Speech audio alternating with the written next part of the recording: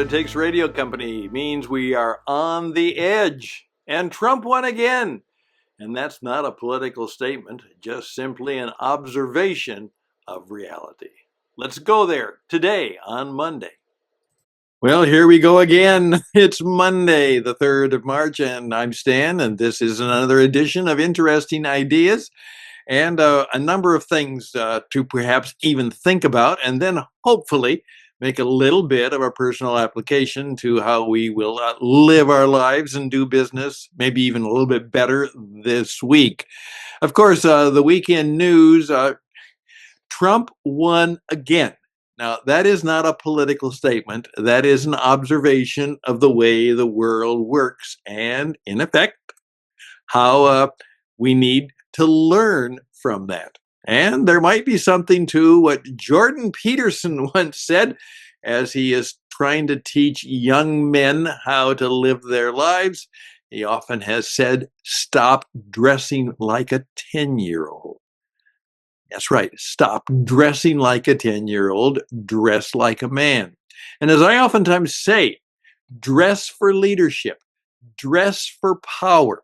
Now, in effect, I'm a little bit more casual today, but that's okay for a beginning Monday because I'm going to keep the power up in terms of my intensity and by the fact that I'm going to try and say something that will be helpful and useful, and it will be short because it's Monday, and that's the way it goes. What happened over the weekend, first of all, Trump didn't plan that. Now, I know that because I know he knows the media. And if he was going to try and provoke that, he would have done it sooner. But watch, he was ready to make a deal.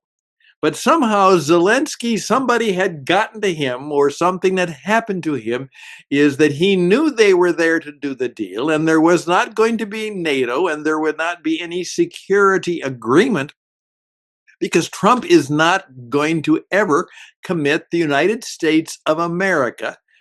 Remember, it's America first. He's not going to commit to anything that could get them at war or in trouble. And so he will try and broker this peace between the two for two reasons. First of all, I honestly believe that he believes that war is bad for everybody. It's bad for business. And it's bad for, obviously, the people involved in it. Secondly, is he really wants to get on with saying that he kept his word, that he did everything he could to bring it to peace, and then he can get on with the agenda that he has for the domestic thing. So as you see, the Ukraine thing and the Middle East thing, which he blames on Biden, that takes energy and takes stuff away from the fact that he wants to do his domestic work. And he doesn't want to be bothered by worrying about Israel in the Middle East or Ukraine and Russia in Eastern Europe. They want to go away so he can do his deals. And so that's what he wanted to do. And he was moving that way. And then all of a sudden, he realizes that this is not going to happen because this guy is going to make sure that I agree to a security arrangement. And that's not going to happen. But it will help him because I will agree, because Putin is afraid of me. This idea that Trump is a Putin puppet, what a bunch of crap that is. That just is not the case. Couldn't be. Putin knows that he can't mess with Trump. In effect, that would mean that he could perhaps broker an agreement, and then he could say to Putin, because I've got people in the middle in Ukraine, you stay out of there or there is going to be big trouble. And Trump is like, remember Vulcan, Spock. He said, Vulcans don't bluff. And so that would be as good as it's going to get. And then we will see what will happen. What happens is now Zelensky has alienated his biggest source of funding, and the Europeans have grabbed it and said, okay, but okay. And we'll make, that means the American money is gone. And if we're going to encourage the war to go on, then we're going to have to come up with more money for the war. And they don't have any money. And Trump can simply say, I tried. I did my best to try and have peace. And it's Europe's problem now. It's not going to be happy. And he walks away having won it politically. And if he hadn't won it politically, at least he might even win the Nobel Peace Prize, because he actually did get the two sides. And he knows that if you're going to be a negotiator in mediation form, both sides have to know that you are not taking sides, that you are, quote, the honest broker. And so that's what he tried to do. And he was right. He smiled and said, well, I don't like this, but it makes for good television. And of course it did. It enraged a number of his enemies, which he likes to do, but it allowed many of his friends and people who support. He got free. He was in control. He was tough. He was on his side. And at that, he gets all that free television time to make his case and make the fact that he is strong for what he's all about. It was good television. And of course, what happened is that that was all through the weekend, where he was leaving Zelensky to just sit and wonder what's going to happen. Now I'm going to go play golf in Florida. And that's what he did, watch the races. Yeah.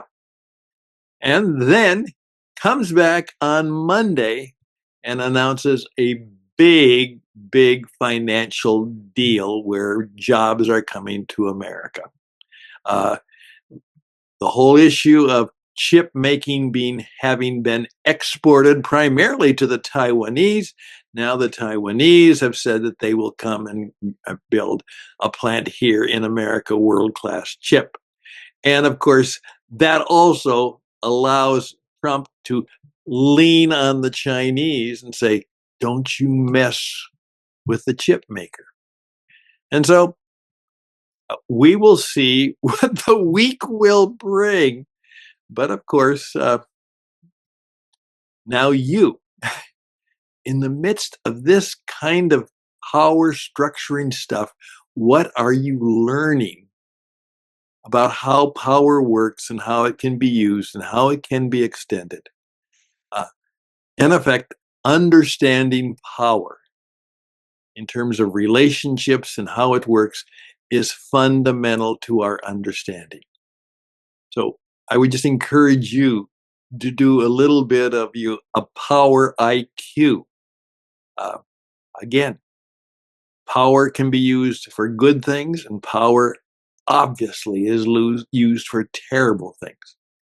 But understanding the dynamics of how power works is something you need to have some wisdom in.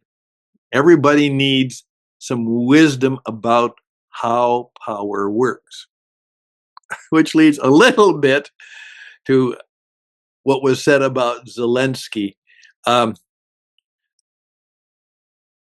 He actually likes to have the appearance of a common guy because he dresses like the common person. And that's who he is. And so he comes to the presidential office that way. He forgot that that was not the audience. The audience that he was playing to is he had to play Trump and Vance and the American people were the audience, and they want to see a grown-up. Don't dress like a 10-year-old.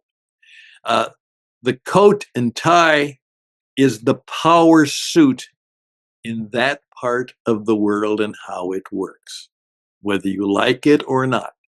And, as I said, I'm reducing my power today. However, if I would take off my jacket, I would probably have less of the power that I might need. But keep in mind that we are always on the edge. in everything we do. And because of that, we have to be very aware of what's going on, and we have to be very aware of where the power is in the places we work, the places we live, the deals we make. And of course, remember, to Donald Trump, whether you like it or not, it's all about the deal. All of life is a deal. And in some 70 years of living, he's got pretty good at it because that's what he does. And he does it well. So he will win most of the deals. Uh, he'll be okay with winning most. He wants to make sure that it could be an even Deven, an even Deven deal, which is fine. Both sides compromised, both sides won, both sides lost a little bit. He just doesn't want to lose a deal. So there we go. Dress for leadership. Be always walking tall, keeping confidence up. Be real present to the situation. Tell your truth. Speak the truth that's up to you, and be there very, very willing to compromise if you need to, but also make sure that you are in a position, in a place where you can have the ability to make your power and your purposes and your plans well presented in the marketplace of ideas and in the marketplace of the marketplace. Those are a few thoughts. I usually say wait 72 hours before you say anything, and it was interesting to see how everybody was interpreting everything about that event. And some of it was quite helpful in terms of understanding body language and voice and all the things that go into the way the world works. Remember, as I say, this is the way the world works. This is the way it makes sense. Doesn't mean it is good. It could be very bad. But there's a deep wisdom to seek spiritual wisdom, God-given wisdom, to better understand this is how things work. And then to have the confidence and the courage and hopefully the spirit of goodness to still walk into the power world and do good work and to do it well.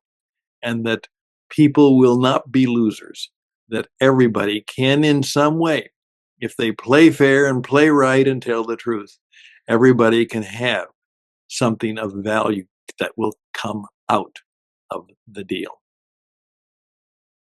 Done for a Monday.